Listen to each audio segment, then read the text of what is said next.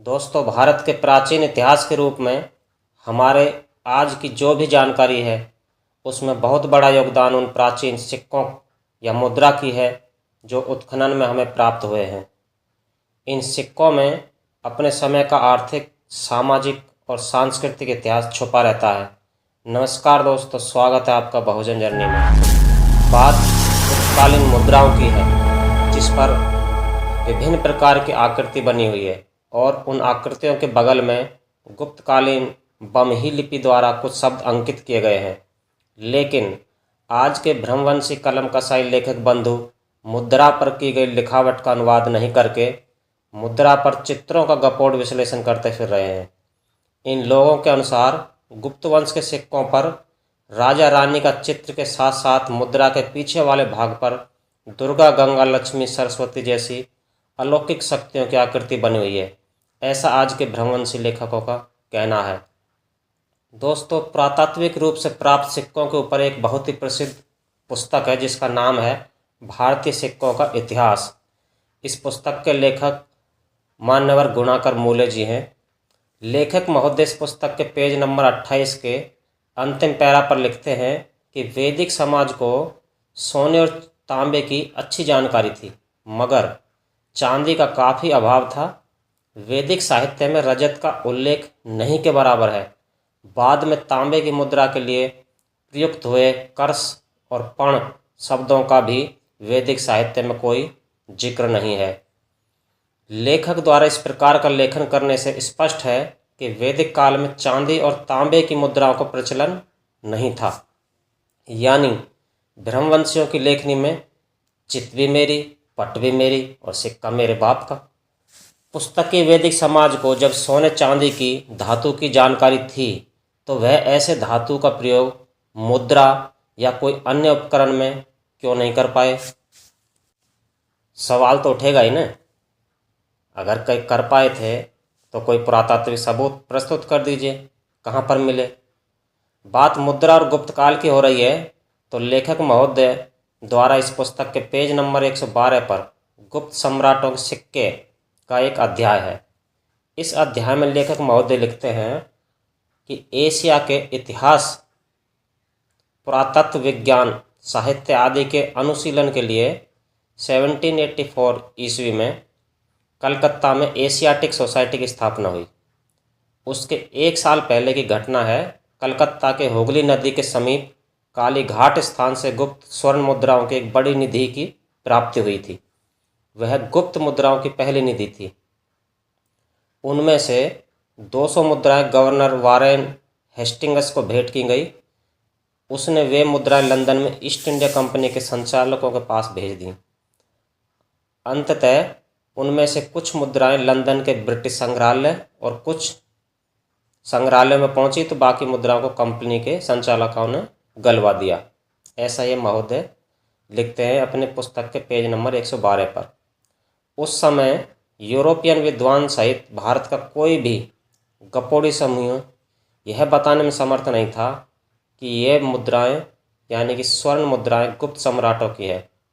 क्यों? क्योंकि तब तक बमही लिपि का उद्घाटन नहीं हुआ था। बमही लिपि का पठन होने के बाद गुप्तों के सिक्कों पर अंकित चंद्रगुप्त, श्री कुमार देवी, समुद्रगुप्त, लिच्छवी, विक्रमादित्य, कुमारगुप्त आदि नामों को पढ़ पाना संभव हुआ।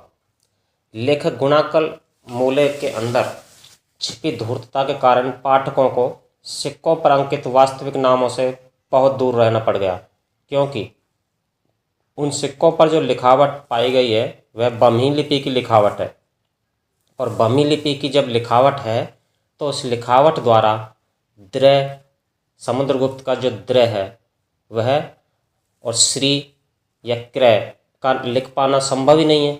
उन सिक्कों पर बमही लिपि द्वारा चंद्रगुप्त, श्री कुमार, समुद्रगुप्त, लिच्छवी, विक्रमादित्य, कुमारगुप्त लिखा हुआ है, जिसे आप इस फोटो में देख सकते हो।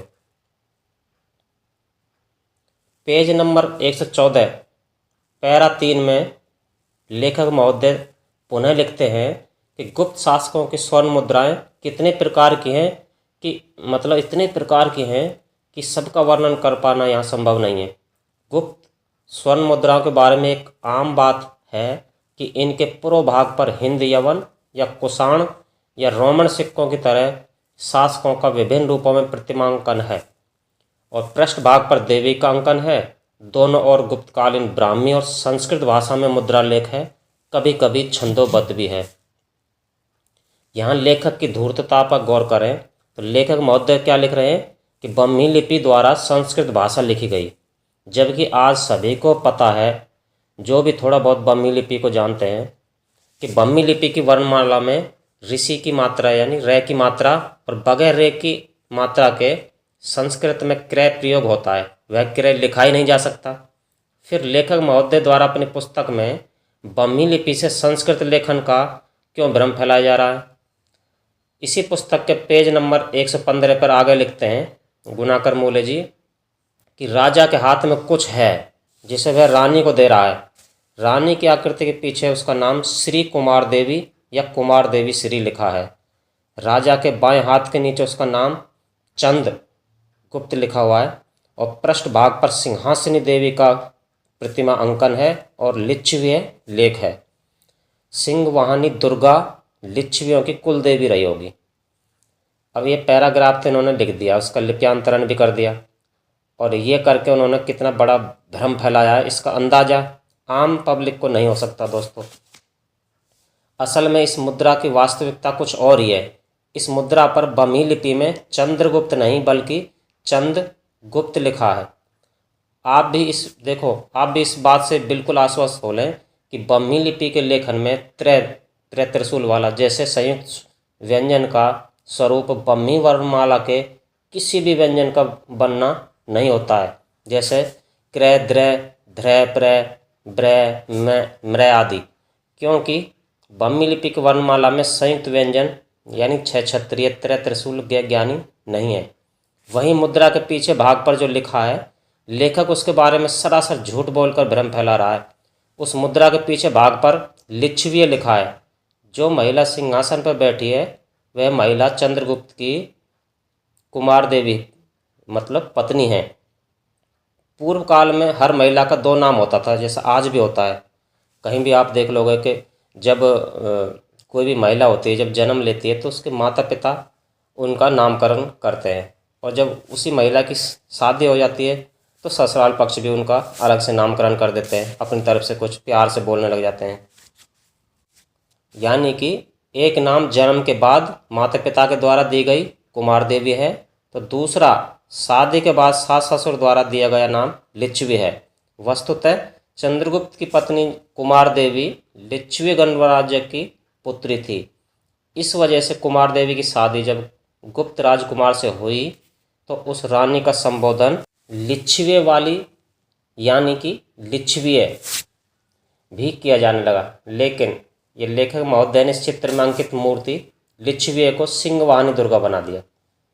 ऐसी ऐसी गप्पे हाँक दिया जिससे कि आम आदमी, आम इंसान, आम नागरिक को पता ही नहीं चले, वो तो वही बात सत्य मान के बैठ जाएगा। लेखक ने अनजाने में तो बिल्कुल नहीं किया ऐसा, क्योंकि इतने बड़े इतिहासकार रहे हैं। इन्होंने जानबूझकर ऐसा लेखन करते हुए पाठकों के बीच में भ्रम फैलाया। आज इस पुस्तक के जितने भी लोग पढ़ेंगे तो उन्हें तो यह चित्र देखकर सिंहवाहिनी दुर्गा की ही जानकारी मिलेगी, जब ऐसा कुछ भी नहीं है। अभी तक गुप्तकालीन एक भी ऐसा अभिलेख, मुद्रा लेख या शिलालेख नहीं मिला है जिसमें कि काल्पनिक बातों की पुष्टि की जाए। यह सब आज के जो धूर्त वर्ग के कलम कसाई लेखक हैं, यही दुष्प्रचारित करते रहते हैं कहानी कथा के माध्यम से। गुणाकर मूले जी पेज नंबर 116 पैरा नंबर 2 पर पुनः लिखते हैं कि समुद्रगुप्त ने 6 तरह की स्वर्ण मुद्राएं जारी की। इनके नाम है दंडधारी या ध्वजाधारी, दूसरा धनुर्धारी, तीसरा परशुधारी, चौथा अश्वमेध प्रकार, पांचवा वीणाधारी और छठा व्याघ्रहंता। इनमें से प्रत्येक तरह के सिक्के विविध प्रकारों और उप प्रकारों में उपलब्ध हैं। अब लेखक महोदय की धूर्तता पर यहाँ पर ध्यान दें कि ये 4 नंबर पर जो लिखा है कि अश्वमेध प्रकार, महोदय इस प्रकार का अनुरूप क्या होता है? साफ साफ लिखने में क्या शर्म आती है? वहीं लेखक लिखता है कि समुद्रगुप्त के सिक्कों में सबसे जो प्रचलित ध्वजाधारी या दंडधारी सिक्के रहे, बयाना निधि जो भरतपुर जिले में आती है राजस्थान के में, समुद्रगुप्त के जो 183 सिक्के मिले उनमें 143 ध्वजाधारी प्रकार के हैं, ये लिखते आगे।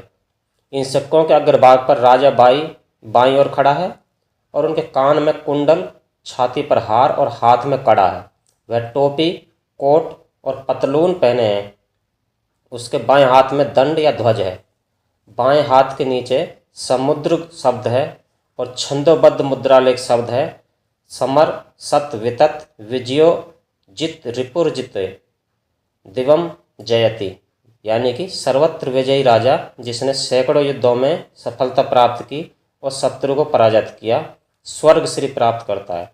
छंदोबद्ध मुद्रा लेखित अंकित कराने वाला भारत का पहला शासक संभवतः समुद्रगुप्त ही था, ऐसा ये लेखक महोदय लिखते हैं। समुद्रगुप्त के इन ध्वजाधारी सिक्कों के पृष्ठभाग पर सिंहासन देवी है।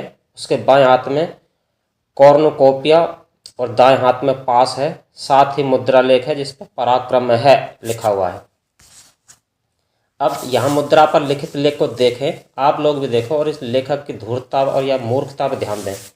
लेखक ने लिखा है कि सम्राट टोपी, कोट और पतलून पहन रखा है, जबकि ऐसा नहीं है। मुद्रा पर अंकित चित्र में राजा ने सर पर पगड़ी यानी फेंटा, पुराने जमाने में जो पहनते थे, चूड़ीदार धोती या डेपाड़ा और बदन पर अंगरखी या अंग पहन रखा है।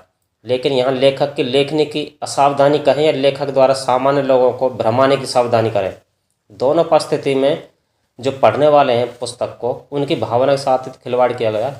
आप इसे लेखन की लेखनी में स्पष्ट रूप से देख सकते हैं। जिस कोट पैंट परिधान की चर्चा ये गुनाकर मूल्य जी अपनी पुस्तक में कर रहे हैं, वैसे परिधान का आविष्कार अंग्रेजी काल में हुआ था। फिर लेखक अपनी कल्पना द्वारा वैसे परिधान निर्माण गुप्त काल में करके लोगों को दीर्घ भ्रमित तो कर रहा है। लेखक लिख रहा है कि मुद्रा के पूर्व भाग यानी कि अग्रभाग पर बाएं हाथ के नीचे समुद्र और पृष्ठभाग पर पराक्रम लिखा है। इस पर तो मैं यही कहूँगा कि लेखक को या तो बमी लिपि की लिखावट पढ़नी नहीं आती थी, क्या लेखक महोदय जानबूझकर लोगों को दिग्भ्रमित करते रहे पढ़ा रहे थे। मुद्रा के पूर्व भाग यानी कि अग्रभाग पर समुद्र लिखा हुआ है और वहीं पिछले भाग पर पृष्ठभाग पर पराक्रम लिखा है। आज अधिकांश कलम कसाई लेखकों के लेख में बदबू जरूर आती है। जहाँ भी इन सभी को मौका मिलता है वहाँ पर सामान्य लोगों के अंदर भ्रम का पुलिंदा बना देते हैं।